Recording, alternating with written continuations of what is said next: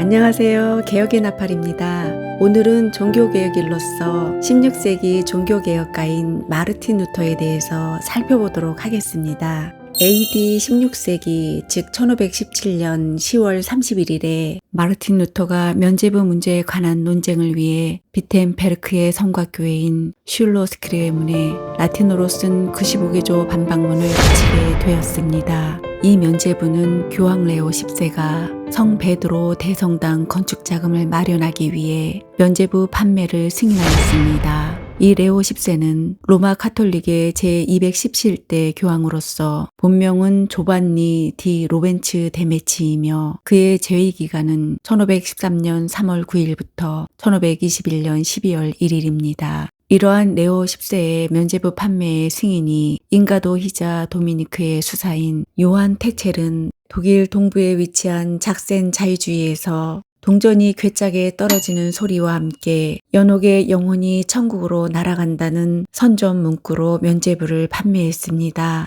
이러한 면죄부 판매로 인해 부유한 자들만이 천국에 갈 수 있다는 거짓된 사상이 퍼지게 되었고 가난한 자들은 구원을 받을 수 없다는 성경에 반하는 잘못된 구원론이 발생하게 되었습니다. 그러나 하나님의 말씀인 성경은 오히려 가난한 자들이 구원을 받고 부자들은 천국에 들어가지 못한다고 기록하고 있습니다.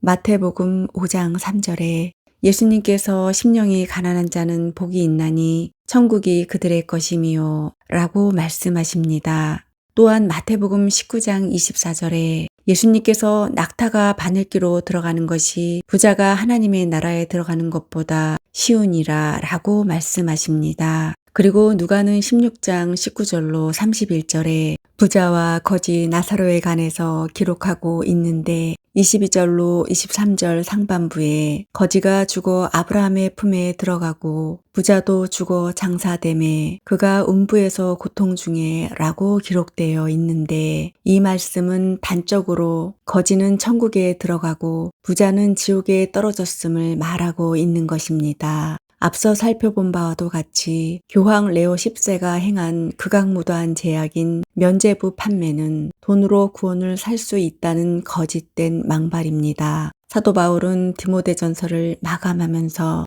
6장 7절로 8절에 우리가 세상에 아무것도 가지고 온 것이 없음에 또한 아무것도 가지고 가지 못하리니 우리가 먹을 것과 입을 것이 있은즉 족한 줄로 알 것이니라 라고 기록하고 있습니다. 그리고 이어서 9절에 부하려 하는 자들은 시험과 올무와 여러 가지 어리석고 해로운 욕심에 떨어지나니 곧 사람으로 파멸과 멸망에 빠지게 하는 것이라 라고 엄중히 경고하고 있습니다.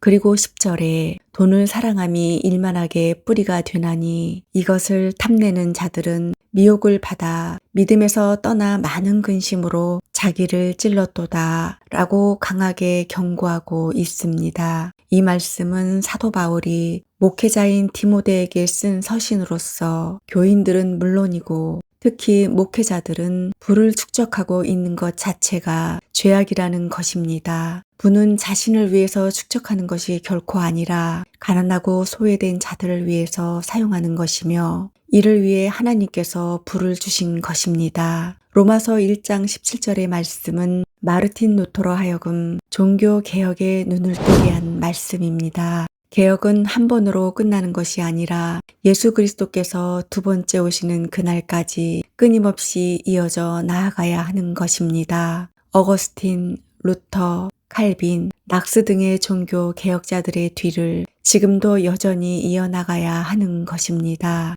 마르틴 루터는 수도원에서 엄격한 금욕 생활에 몰두하였지만 도무지 구원에 대한 확신을 얻을 수가 없었습니다. 로마 카톨릭의 수도사였던 마르틴 루터는 로마를 순례하던 중에 빌라도의 28계단을 주기도문을 외우며 무릎으로 기어 올라갔습니다. 그러던 중에 로마서 1장 17절의 말씀이 그의 마음에 천둥처럼 울리게 되었고 이 일로 하여금 루터는 복음의 진리를 깨닫게 된 것입니다. 이 로마서 1장 17절 말씀은 사도 바울이 구약성경 하박국 2장 4절 후반부에 기록된 의인은 그의 믿음으로 말미암아 살리라 라는 말씀을 재해석하여 기록한 것입니다. 이 말씀의 근거는 창세기 15장 6절에 기록된 아브라함이 여호와를 믿음에 여호와께서 이를 그의 의로 여기시고입니다. 사도 바울은 이에 대해서 로마서 4장 3절에 성경이 무엇을 말하느냐? 아브라함이 하나님을 믿음에 그것이 그에게 의로 여겨진 바 되었느니라 라고 기록하고 있습니다. 마르틴 루터가 무릎으로 기어 올라갔던 빌라도의 계단은 예수님께서 빌라도에게 신문을 받으실 때 오르셨다고 전해지는 계단입니다. 이 빌라도의 계단은 16세기에 예루살렘에서 로마의 요한 성당인 라테란 대성당으로 옮겨졌습니다. 이 빌라도의 계단에서 예수님이 빌라도에게 진리가 무엇이냐는 질문을 받게 되었습니다. 바로 이 계단에서 마르틴 루터가 진리를 깨닫게 된 것입니다. 빌라도는 요한복음 18장 38절에서 예수님께 진리가 무엇이냐고 묻게 되었습니다. 그리고 유대인들에게 나아가서 나는 그에게 아무 죄도 찾지 못하였느니라 라고 말하게 되었습니다. 이처럼 빌라도는 어리석게도 진리 자체이신 예수님을 도무지 알아보지 못하고 진리이신 예수님께 진리가 무엇이냐고 묻게 된 것입니다. 로마서 1장 17절에 기록된 믿음에서 믿음에 이르게 하나니에 관한 해석에 대해서 여러 가지의 견해가 있습니다. 이 말씀을 킹 제임스 성경과 개역 개정 성경에서는 믿음에서 믿음으로라고 번역하였으며 새 번역 영어 성경에서는 처음부터 마지막까지 믿음으로라고 해석하셨으며 공동 번역 성경에서는 오직 믿음을 통해 하나님과의 올바른 관계에 들어간다고 해석하였습니다.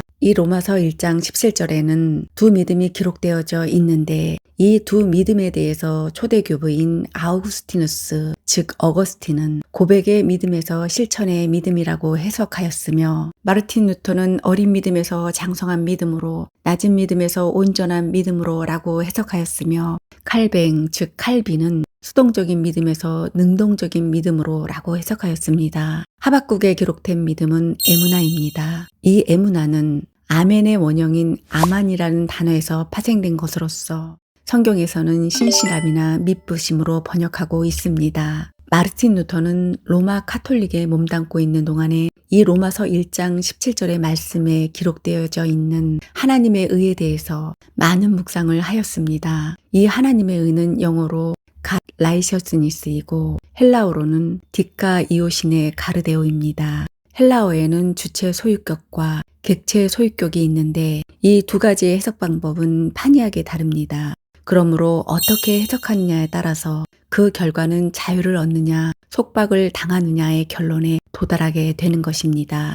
다시 말하면 구원을 받느냐, 멸망을 받느냐의 중차대한 결과를 맞이하게 될 것입니다. 이 하나님의 의를 주체 소유격으로 해석하느냐, 객체 소유격으로 해석하느냐의 차이점은 천지 차이입니다.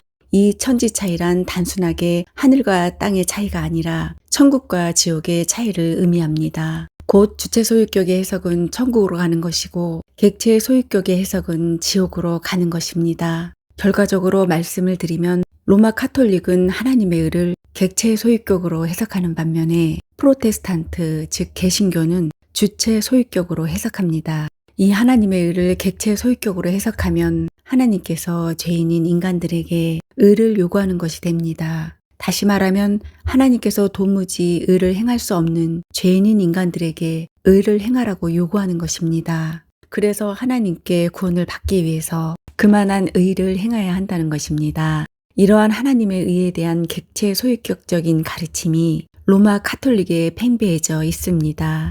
이러한 가르침은 다른 말로 표현한다면 성경을 율법주의적인 관점으로 보는 것입니다. 이러한 객체 소유격적인 해석에 사로잡힌 로마 카톨릭은 스스로 자신들에게 속박과 억압의 굴레를 씌우고 그 굴레에서 벗어나고자 온갖 수단과 방법을 동원하는 것입니다. 이 얼마나 무지한 일입니까? 그 굴레를 하나님이 씌웠습니까?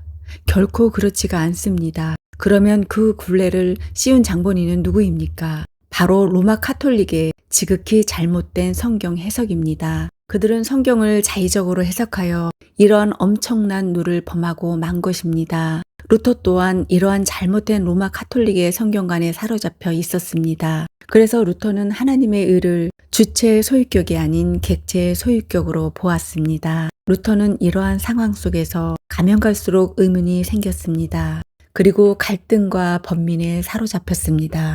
그래서 루터는 자신의 스승인 요한 폰 슈타우피스에게 말하기를 하나님께서 나에게 화가 나신 것 같습니다. 라고 했습니다.